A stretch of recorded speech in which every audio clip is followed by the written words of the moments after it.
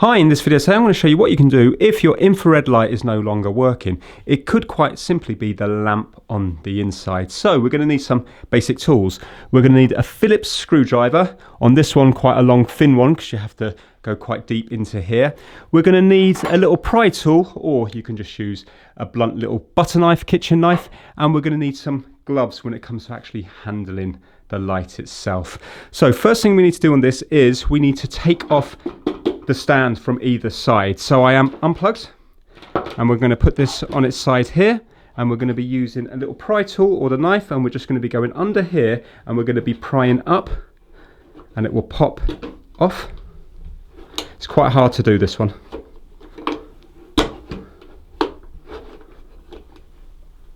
Like so, and you can see there it pops off. It's just a pressure fit. There's little clips on there, and you need to do the same on this side here.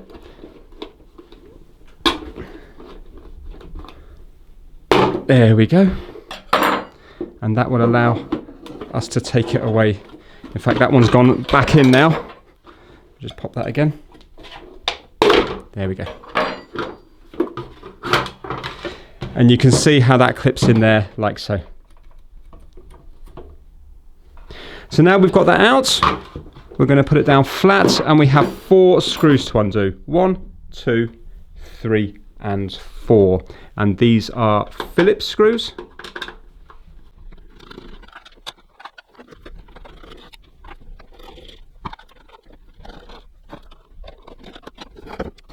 So that's the 4 screws out, and now the front part should come out like so.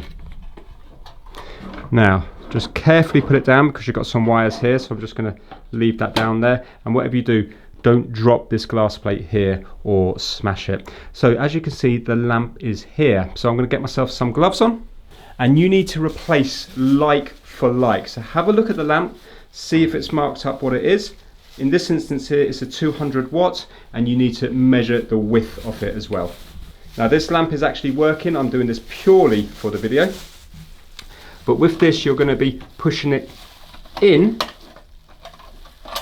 and out like that. So it's on a spring-loaded mechanism on the inside there. And you can see that this is the light here. You can see 230 volts, 200 watts just here. So when you get your replacement light, you're going to be putting it in. There's 2 little prongs. You can see one of the prongs is just here. Very hard to see. And there's another prong just here. So that is where we're going to be putting the edges of the actual lamp itself, and it's sprung loaded. So put it there, push down, and make sure it locates on that there. So you can see now it's allowed to move freely like so. And we're going to take that off there. One of my little rubber bungs just fell off. Let's pop that back on here. And we're going to line this up on here like so. So you can see that lines up there. And now we're going to place this on here, making sure we don't trap any of the wires. There we go. So you can see now that's gone nicely all the way around. Let's do up the 4 screws. I'm going to get rid of these gloves. Now when you're screwing into plastic, if you go lefty-loosey first, then righty-tighty, it will find the old thread. So go left until you can hear it click. So I'm going to go the wrong way until it clicked like that, and then I'm going to go the correct way, and you know then you've gone in the same thread as before.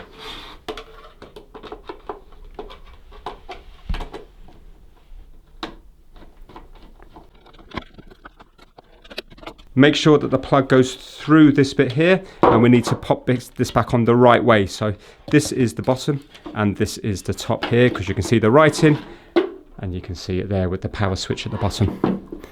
So this is the bottom.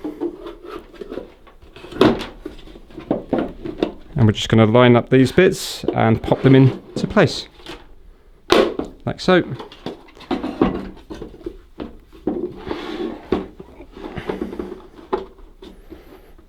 And like so. And that's it. They're both back on now. It still allows movement like so. And now if we plug it in, it should be working. And turn on. There we go. So that's it. Hopefully yours might be a different model, but it will be the same similar kind of process of changing a light, and you should find that you have nice heat again. Thanks for watching.